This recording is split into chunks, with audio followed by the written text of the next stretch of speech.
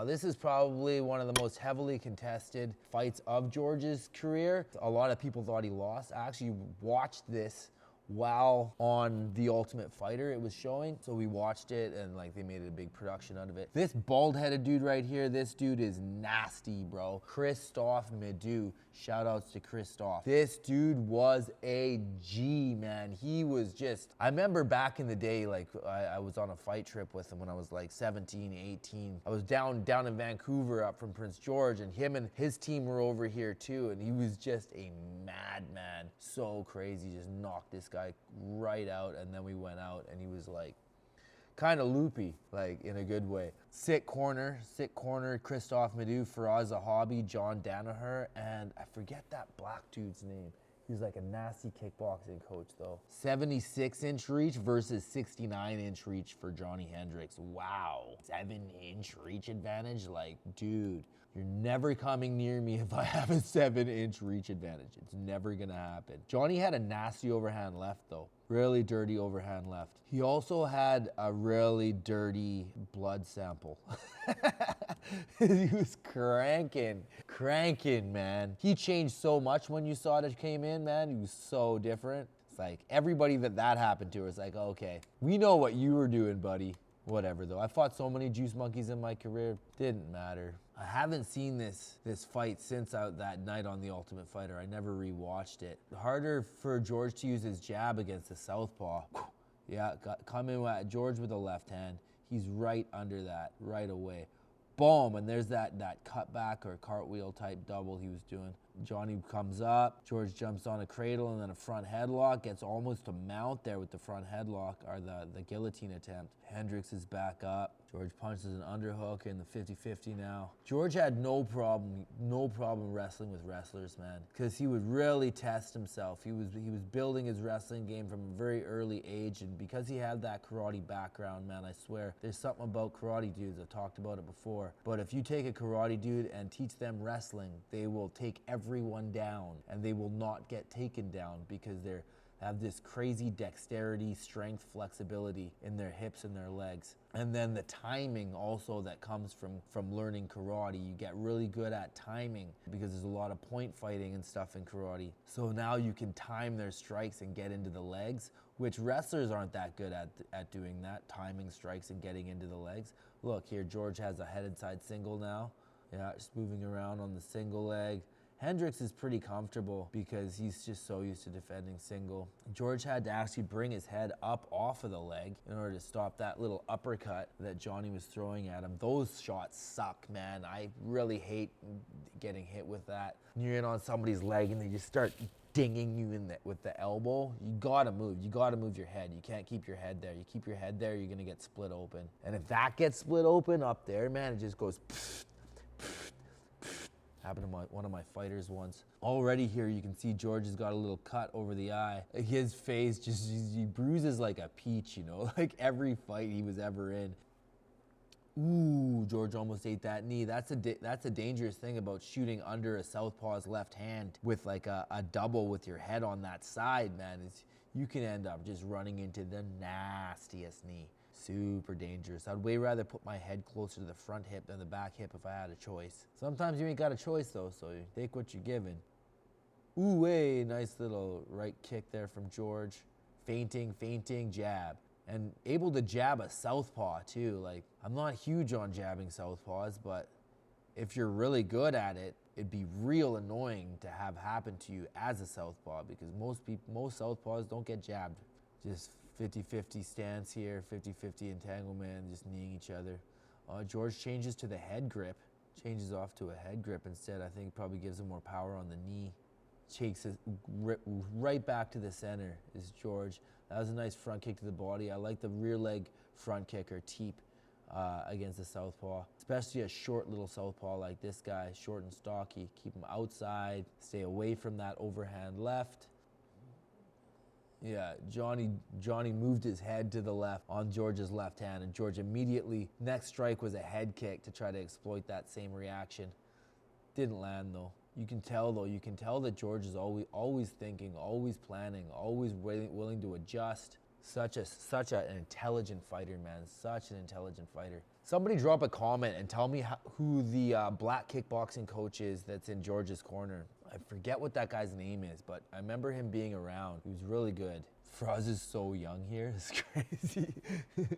He was a young coach, man. He was a really young coach for us. Just realized early on that it was that the big hole in the game was MMA coaches. Like, there was a lot of MMA fighters, but most of the coaches were specialists. So he decided he was going to be an MMA coach and help people put things together. Way ahead of his time with it. Ooh, George circling away from the power, using his rear leg a lot from long range, rear hand from long range. Went straight back though, went straight back when approached. That was a good circle there. And he's putting his head in a smart place when he's jabbing the body as well. He's not doing the classic mistake that people make against southpaws, putting their head towards the power. Yeah, George really good with that feint, man. His feint game is on point.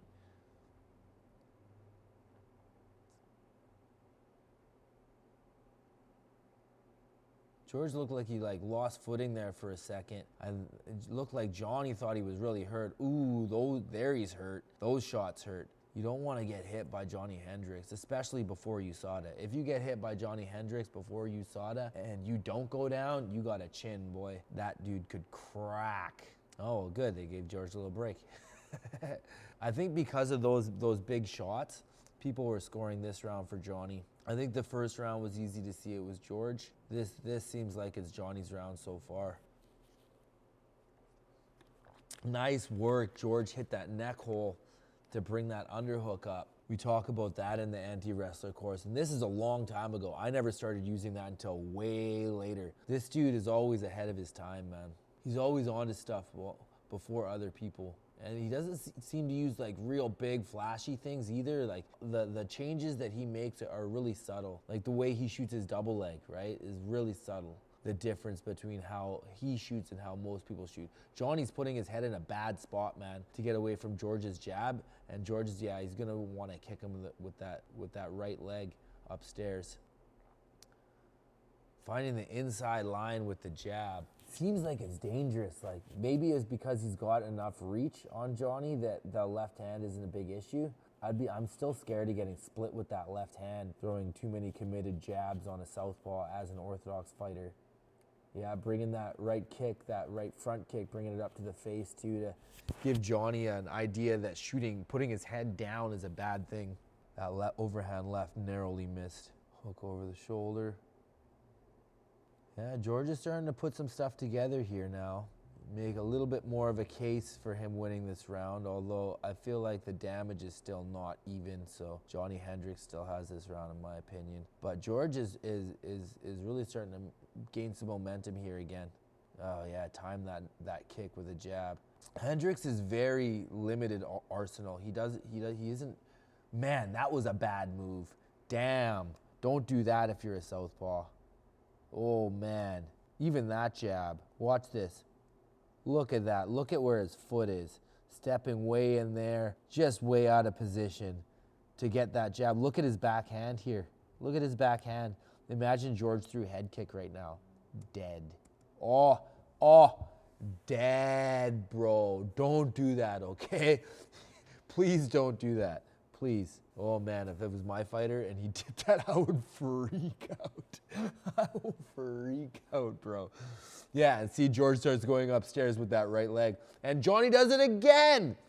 Man, I can't believe George didn't just step to the side, sidestep his jab and throw the right head kick. That's what I would have done. Although I probably wouldn't have been able to stop his double leg the same way George was, because you can't take George down, man. So hard to take down. Good knee to the legs there from the Hendricks, man. George is such a beast, man. Such a beast. There's also so many fights of his on the internet. Like you can just go forever and watch. Like this could be like a 4-hour video here, but we're gonna cut it there. Fantastic jab. Fantastic jab. Always using the jab and feinting off of it all the time. He had good outside weapons and he knew which weapons to use against which person, right? He wasn't throwing the same kinds of strikes on a southpaw that he would throw on an orthodox fighter. He had really great straight punching, and his freestyle attack Like his double leg and his high crotch, I feel the way that he's using them, the direction that he's going, and the timing that he's doing them in are the biggest takeaways for what set him apart from some of the other athletes in his time. And then the biggest thing though is his computer, right? It's like not the individual techniques, it's the computer that's organizing when and where to throw and what to see and how to perceive things and how to approach problems. He's just a fantastic specimen physically, but also mentally. Also was able to avoid injury a lot. Not only in the fights, but in camps. Like he didn't injure out very often. He had a couple knee surgeries later in his career, but overall, like pretty good. No massive facial fractures, no like torn shoulders, like necks, back, spine, like solid, man. He's solid. Is he an alien? Probably. Thanks for watching, guys. Love you guys. Peace out.